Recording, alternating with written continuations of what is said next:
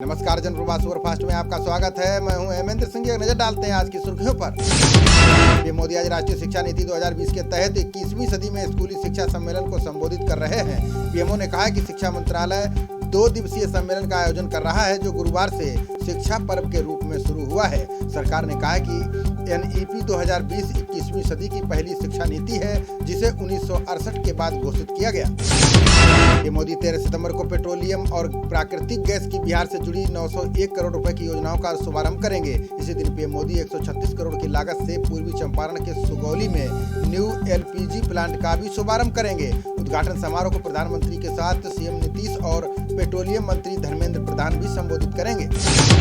विदेश मंत्री एस जयशंकर और उनके चीनी समकक्ष वांग यी के बीच मॉस्को में बातचीत हुई, जिसमें भारत ने पूर्वी लद्दाख में वास्तविक नियंत्रण रेखा के पास चीन द्वारा बड़ी संख्या में सैनिक और सैन्य उपकरणों की तैनाती पर चिंता जताई है। इस दौरान दोनों देशों के विदेश मंत्री 5 सूत्री समझौते पर पहुंचे। दोनों विदेश मंत्री पूर्वी लद्दाख में सीमा पर गतिरोध सुलझाने में मार्गदर्शक की भूमिका निभाएंगे। समुद्र में चीन की बढ़ती गतिविधियों के बीच भारत और फ्रांस हिंद महासागर क्षेत्र में सहयोग बढ़ाएंगे। रक्षा मंत्री राजनाथ सिंह और फ्रांसीसी रक्षा मंत्री फ्लोरेंस पार्ली के बीच हुई वार्ता में ये सहमति बनी है। राजनाथ सिंह ने एलएसी पर 4 महीने से चली आ रही तनातनी के बारे में फ्रांसीसी रक्षा मंत्री को अवगत कराया। सूत्रों ने बताया कि दोनों पक्षों में अपने द्विपक्षीय रिश्तों का दायरा और बढ़ाने पर चर्चा की गई। भारत और चीन के बीच एलएसी पर तनाव अभी भी बरकरार है, जिसके तहत भारतीय सेना यहां लगातार खुद को मजबूत करने में लगी हुई है। सूत्रों के मुताबिक भारतीय सेना ने पैंगोंग तिसो झील के किनारे फिंगर 4 पर ऊंचाई वाली जगह को अपने कब्जे में लिया है। अब चीनियों के किसी भी घुसपैठ का भारत मुंहतोड़ जवाब दे रहा है। आसियान देशों के 10 राष्ट्रों के राजदूतों ने विदेश सचिव हर्ष श्रृंगला से मुलाकात की है। विदेश मंत्रालय ने बताया कि मुलाकात के दौरान इन्होंने भारत के साथ घनिष्ठ सहयोग के लिए नई पहल किए जाने पर विचार विमर्श किया। इसके साथ ही इन राजदूतों ने विदेश मंत्रालय में सचिव पूर्वोत्तर विजय ठाकुर सिंह से भी मुलाकात की। संयुक्त राष्ट्र के मंच पर भारत ने एक बार फिर पाकिस्तान को लताड़ लगाई है। संयुक्त राष्ट्र में शांति की संस्कृति फोरम में चर्चा के दौरान भारत ने पाकिस्तान को अल्पसंख्यकों व महिलाओं से बर्ताव को लेकर खरी सुनाई। भारत ने कहा कि पाकिस्तान में महिलाओं व लड़कियों की स्थिति दयनीय है, क्योंकि उनका अपहरण और दुराचार किया जाता है, उनका जबरन धर्म परिवर्तन कराकर शादी कराई जाती है। संसद के सदस्य लोकसभा में पहली बार अपनी हाजिरी डिजिटल तरीके से दर्ज कराएंगे। इसके लिए अटेंडेंस रजिस्टर नाम से एक मोबाइल एप्लीकेशन की उपस्थिति भरने की व्यवस्था की गई है। ये कदम कोरोना महामारी को ध्यान में रखकर उठाया गया है। इस अटेंडेंस रजिस्टर ऐप में सभी तरह के प्रार्थना पत्र की भी व्यवस्था की गई है। पंडित गोविंद बल्लभ पंत की 133वीं जयंती पर राष्ट्रपति रामनाथ कोविंद ने उन्हें श्रद्धांजलि अर्पित की। उन्होंने कहा कि पंत सद्गुणों के प्रतीक थे। वो एक स्वतंत्रता सेनानी, एक प्रेरणादायक नेता और एक समाज सुधारक थे। उन्हें उत्तर प्रदेश के पहले मुख्यमंत्री के रूप में जमींदारी प्रथा के उन्मूलन के लिए हमेशा याद किया जाएगा। गृह मंत्री अमित शाह ने अमृतसर में स्वर्ण मंदिर को विदेशी फंड प्राप्त करने की अनुमति देने के सरकार के फैसले को निर्णायक कदम बताया। उन्होंने कहा कि ये एक बार फिर सिख भाई बहनों की सेवा भावना के जज्बे को प्रदर्शित करेगा। उन्होंने कहा कि प्रधानमंत्री मोदी धन्य है कि वाहेगुरु जी ने उन्हें सेवा का मौका दिया है। उन्होंने कहा है कि श्री दरबार साहिब के देवत्व से हमें शक्ति मिलती है। केंद्रीय नागरिक उड्डयन मंत्री हरदीप सिंह पुरी 12 सितंबर को बिहार और झारखंड के दौरे पर जाएंगे। इस दौरान हरदीप पुरी दरभंगा और देवघर हवाई अड्डों की समीक्षा करेंगे। आपको बता दें कि भारतीय विमानपत्तन प्राधिकरण इन हवाई अड्डों को विकसित कर रहा है, जिससे परिचालन के साथ ही क्षेत्र की हवाई संपर्क सेवा में सुधार होगा। इससे स्थानीय पर्यटन को भी बढ़ावा मिलेगा और क्षेत्र में रोजगार के अवसरों का निर्माण होगा। विधानसभा चुनाव से पहले केंद्र सरकार ने बिहार में 971 करोड़ रुपए की राष्ट्रीय राजमार्ग परियोजना को मंजूरी दे दी है। केंद्रीय मंत्री नितिन गडकरी ने इस सड़क पर अगले 3 महीने में काम शुरू करने का निर्देश दिया है। ये राष्ट्रीय राजमार्ग 80 पर 120 किलोमीटर लंबी परियोजना है। मंत्रालय ने कहा है कि सड़क की मरम्मत के लिए तत्काल 20 करोड़ रुपए भी जारी किए गए हैं। भाजपा के राष्ट्रीय महासचिव कैलाश विजयवर्गीय ने पश्चिम बंगाल में कानून व्यवस्था की स्थिति के पतन का आरोप लगाया है। उन्होंने दावा किया है कि राज्य में एक महिला मुख्यमंत्री होने के बावजूद महिलाएं सुरक्षित नहीं है। विजयवर्गीय ने कहा है कि इस राज्य को छोड़कर पूरे देश में एक तरह का कानून है और यहाँ ममता बनर्जी का कानून चलता है। दक्षिण भारत से सब्जियां और फल लेकर पहली किसान रेल दिल्ली पहुंच गई है। गाड़ी में 332 टन फल और सब्जियां हैं। किसान ट्रेन को केंद्रीय मंत्री नरेंद्र सिंह तोमर और आंध्र के सीएम वाईएस जगनमोहन रेड्डी ने वीडियो कॉन्फ्रेंसिंग के जरिए हरी झंडी दिखाकर रवाना किया था। समारोह में रेल राज्य मंत्री सुरेश अंगड़ी भी मौजूद रहे। सुशांत सिंह से जुड़े ड्रग मामले में गिरफ्तार रिया चक्रवर्ती और उनके भाई शोभिक की जमानत याचिका पर आज विशेष अदालत अपना फैसला सुना सकती है। विशेष जज ने बृहस्पतिवार को रिया के वकील और विशेष सरकारी अभियोजन की दलीलों को सुना था। इसके बाद कोर्ट ने मामले की सुनवाई को आज तक के लिए स्थगित कर दिया था। सभी जमानत याचिकाओं पर आज आदेश सुनाए जाने की संभावना है।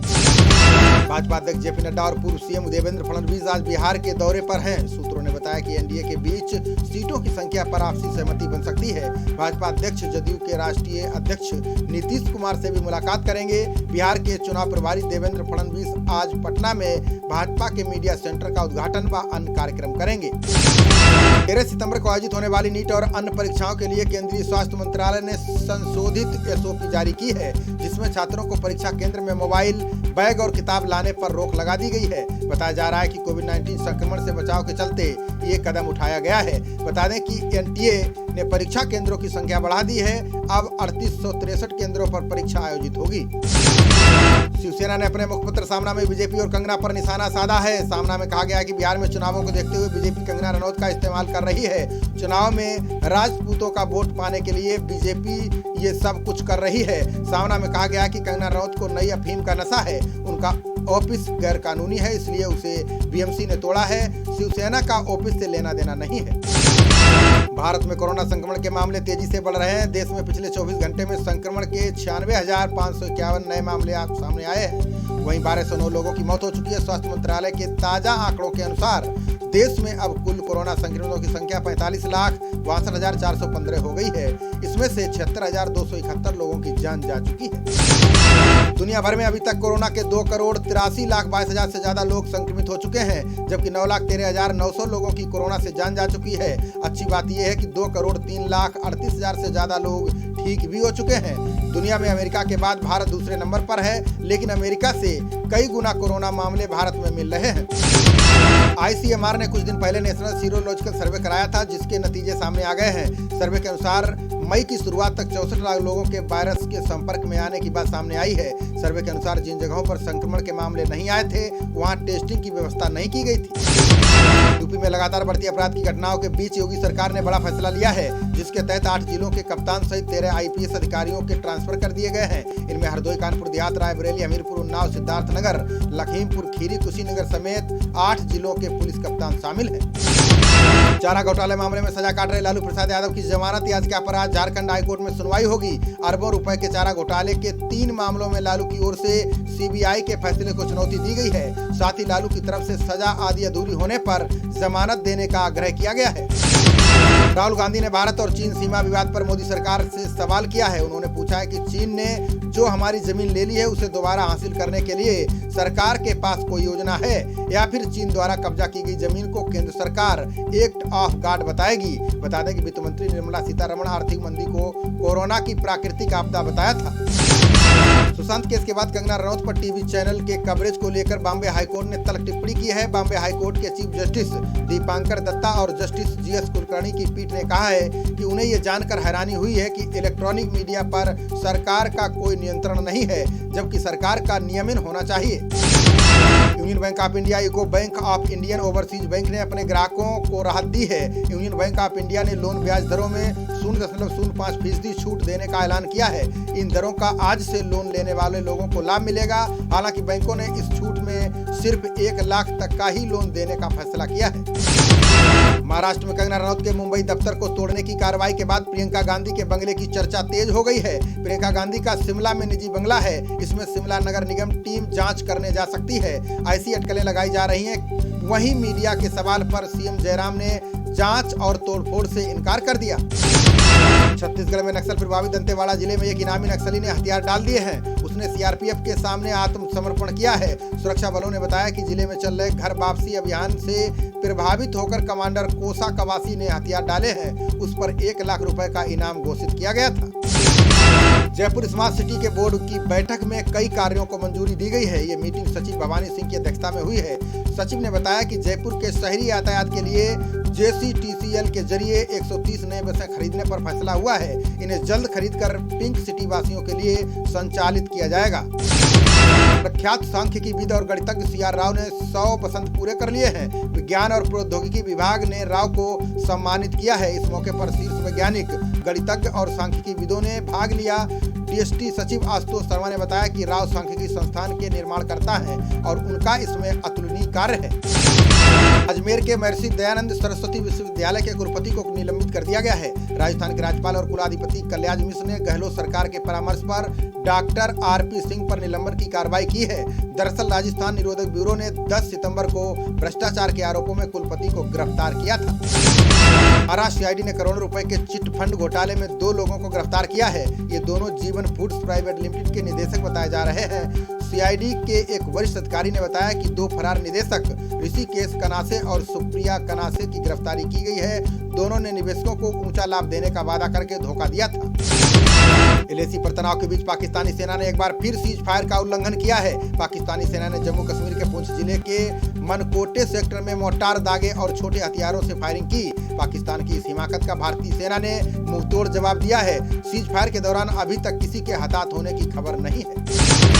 अमेरिकी व्हाइट हाउस ने राष्ट्रपति डोनाल्ड ट्रंप को नोबेल शांति पुरस्कार के नामांकन का हकदार बताया है। व्हाइट हाउस ने कहा है कि संयुक्त अरब अमीरात और इजराइल के बीच ऐतिहासिक शांति समझौता हुआ है। इसे कराने के लिए राष्ट्रपति ट्रंप ने कड़ी मेहनत की है। इस समझौते से दुनिया में शांति कायम करने के लिए सबसे बड़ा काम हुआ है। केंद्र ने नकली वेबसाइट बनाकर एलपीजी गैस एजेंसियों के नाम पर फर्जीवाड़ा होने की आशंका जताई है। साथ ही सरकार ने देशवासियों को अलर्ट किया है कि इन लोगों के झांसे में न आए। सरकारी दफ्तर में संपर्क किए बिना कोई भी ऑनलाइन लेन देन ना करें। बता दें कि कुछ लोग डीलरशिप और डिस्ट्रीब्यूटर्स बनाने के नाम पर फर्जीवाड़ा कर रहे हैं। पश्चिम बंगाल के राजनीतिक दलों ने रिया चक्रवर्ती मामले में भाजपा पर निशाना साधा है। अधीर रंजन चौधरी ने बंगाली उपराष्ट्रवाद का आह्वान किया है। कांग्रेस ने कहा कि रिया चक्रवर्ती के खिलाफ अभियान ने साबित कर दिया है कि भाजपा बंगालियों को निशाना बनाती है। राजनीतिक जानकार बंगाली उपराष्ट्रवाद के मुद्दे को विधानसभा चुनाव से जोड़कर देख रहे हैं। बेरोजगारी को लेकर अशोक गहलोत ने मोदी सरकार पर निशाना साधा है। उन्होंने कहा कि केंद्र को बिना किसी घमंड के विपक्ष की बात सुननी चाहिए। गहलोत ने कहा कि लोकतंत्र में आलोचना करना बुरी बात नहीं है, बल्कि सरकार के हित में होता है। गहलोत ने कहा कि अगर सरकार विपक्ष की बात मानती तो देश में ये हालात ना होते। मराठा आरक्षण को लेकर सुप्रीम कोर्ट से झटका मिलने के बाद उद्धव ठाकरे ने समीक्षा बैठक की। मंत्री अशोक चौहान ने कहा है कि बैठक में कानूनी विकल्पों पर विचार हुआ। आज ठाकरे मराठा समुदाय के प्रतिनिधियों, वकीलों और विशेषज्ञों से चर्चा करेंगे। उद्योग मंत्री पीयूष गोयल ने भारत और अमेरिका के बीच प्रस्तावित व्यापार समझौते पर जल्द हस्ताक्षर की उम्मीद जताई है। उन्होंने कहा कि राष्ट्रपति चुनाव के बाद ये समझौता लागू हो सकता है। उन्होंने कहा कि इस समझौते से भारत को लाभ मिलेगा, वहीं अमेरिका को भी लाभ का हिस्सा पहुंचेगा। सुशील मोदी ने बिहार के 7 जिलों में कई योजनाओं के उद्घाटन को ऐतिहासिक बताया। उन्होंने कहा कि पीएम मोदी की पहल से राज्य में एक साथ नीली और श्वेत क्रांति की गति तेज हो गई है। इससे करोड़ों किसानों की आमदनी दोगुनी होगी। उन्होंने कहा कि वेटनरी की पढ़ाई करने वालों को 2-2 हजार रुपए की छात्रवृत्ति देने वाला बिहार देश का पहला राज्य बन गया है। राजस्थान सरकार ने कोरोना मरीजों को होटल में इलाज कराने की सहूलियत दे दी है। इनमें वही मरीज शामिल होंगे जिनमें कोरोना के लक्षण नहीं दिखाई दे रहे हैं। सरकार ने अस्पतालों को जरूरी जांच के बाद मरीजों को होटल भेजने के लिए अधिकृत किया है। 5,000, 4,000 और 3,000 रुपए प्रतिदिन होटल के कमरों का किराया तय किया गया है। भाजपा अध्यक्ष जेपी नड्डा के बयानों पर ममता बनर्जी ने पलटवार किया है। ममता ने कहा कि भाजपा बंगाल सरकार के बारे में झूठ बोल रही है। महामारी के बीच भाजपा को वोटों की भूख सता रही है। ममता ने कहा कि जिन लोगों ने नई शिक्षा नीति में बंगला को बाहर रखा है, उन्हें रविंद्रनाथ टैगोर की विरासत को लेकर दूसरों को व्याख्यान नहीं देना चाहिए। हाईकोर्ट ने कांग्रेस नेता शशि थरूर की पत्नी सुनिंदा पुष्कर मामले की सुनवाई करते हुए तल्ख टिप्पणी की है। हाईकोर्ट ने पत्रकार अर्णव गोस्वामी के टीवी चैनल पर की गई जांच पड़ताल पर नाखुशी जताई। अदालत ने कहा कि लोगों को आपराधिक मुकदमेबाजी का प्रशिक्षण लेना चाहिए, उसके बाद पत्रकारिता में आना चाहिए। कोर्ट ने कहा कि जिम्मेदार पत्रकारिता समय की जरूरत है। सीएम योगी ने केंद्र से बरेली, सहारनपुर और मेरठ में भी हवाई अड्डे बनाने का आग्रह किया है। सीएम योगी ने मंत्री हरदीप सिंह पुरी के साथ अयोध्या, चित्रकूट और सोनभद्र हवाई अड्डों के लिए विकास कार्यों की समीक्षा की। मुख्यमंत्री ने केंद्रीय मंत्री से हिंडन, लखनऊ और वाराणसी में हवाई अड्डों के विकास पर भी जोर देने की बात कही है। आम आदमी पार्टी ने आरोप लगाया है कि केंद्र सरकार ने झुग्गीवासियों को नोटिस जारी किया है। इसमें कहा गया है कि इस महीने के अंत तक दिल्ली की सभी झुग्गी बस्तियां हटा दी जाएंगी। आपने कहा है कि वो सुप्रीम कोर्ट जाएगी। वहीं दिल्ली भाजपा ने आरोप को खारिज कर दिया है। भाजपा ने कहा कि ये आदेश केंद्र ने नहीं, सुप्रीम कोर्ट ने दिया है। केजरीवाल सरकार अफवाह फैला रही है। ओडिशा में दुर्गा पूजा पंडाल में लोगों को दर्शन के लिए प्रवेश की अनुमति नहीं होगी। सरकार ने कोरोना के बढ़ते प्रकोप को लेकर यह आदेश जारी किया है। सरकार ने कहा कि अनुष्ठानों को विधान से संपन्न किया जाएगा। मूर्तियों की ऊंचाई 4 फुट से अधिक नहीं होनी चाहिए। पंडालों में लाउड स्पीकर का उपयोग भी प्रतिबंधित होगा। दिल्ली सरकार ने प्रमुख निजी स्कूलों को फीस बढ़ाने की दी गई अनुमति वापस ले ली है। मनीष सिसोदिया ने कहा है कि अनुमति देते समय कुछ तथ्यों की अनदेखी की गई थी। स्कूलों ने फीस में करीब 75% की बढ़ोतरी की, जो अस्वीकार्य है, इसलिए हम आदेश वापस ले रहे हैं। यूरोपीय संसद ने म्यांमार की नेता आंग सान सूची को मानवाधिकार पुरस्कार विजेताओं के समूह से हटा दिया है। इसके लिए रोहिंग्या मुस्लिम समूह के दमन पर आरोपियों के खिलाफ कार्रवाई न करने की वजह बताई गई है। बता दें कि पिछले कुछ सालों में रोहिंग्या समुदाय के दमन के लिए सूची की अंतर्राष्ट्रीय स्तर पर आलोचना हुई है। हिमाचल में सेना में सिपाही के पदों के लिए संयुक्त प्रवेश परीक्षा अब 1 नवंबर को आयोजित की जाएगी। अधिकारी ने यह जानकारी दी है। ये पहले परीक्षा 28 जून को होने वाली थी। कोरोना के कारण इसे स्थगित कर दिया गया था। सेना भर्ती कार्यालय ने कहा है कि परीक्षार्थियों को ईमेल के माध्यम से परीक्षा केंद्र और समय के बारे में बताया जाएगा। कोलकाता मेट्रो सेवाओं को बहाल कर देगा। नोआपाड़ा कवि सुभाष लाइन पर मेट्रो रेलवे रोज 110 फेरे लगाएगी। मेट्रो सेवा रविवार को बंद रहेगी। उस दिन ट्रेनों और स्टेशनों को सैनिटाइज किया जाएगा। अपाड़ा और कवि सुभाष स्टेशनों के बीच सुबह 8 बजे से दोनों दिशा में 55 ट्रेनें चलाई जाएंगी। दोनों स्टेशनों के बीच शाम 7 बजे अंतिम ट्रेन चलेगी। खबरों का सिलसिला जारी रहेगा। देखते रहिए जनप्रवाद। नमस्कार।